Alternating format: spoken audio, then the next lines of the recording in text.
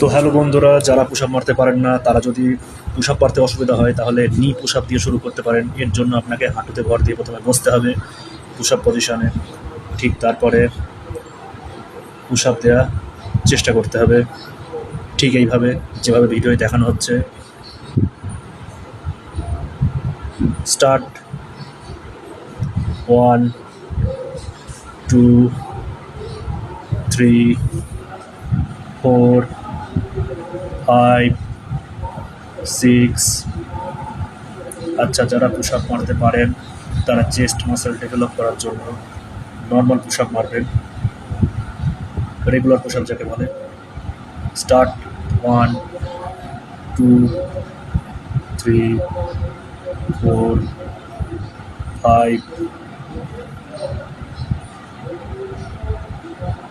6 7।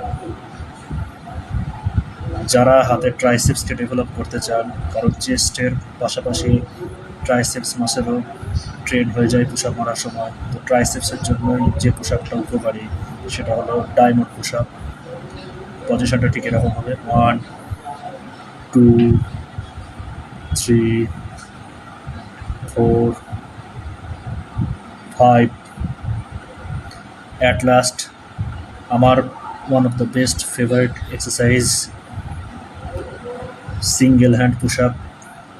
তো single hand push up করার জন্য আপনার দেহের ফ্লেক্সিবিলিটি স্ট্রেংথ থাকা দরকার, না হলে সমস্যা হতে পারে।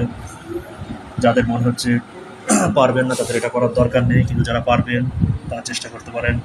এর জন্য আপনার গোটা বডি ওয়েটটা এক হাতের উপরেই যাবে। 1 2 3 4 5। ভিডিওটা ভালো থাকলে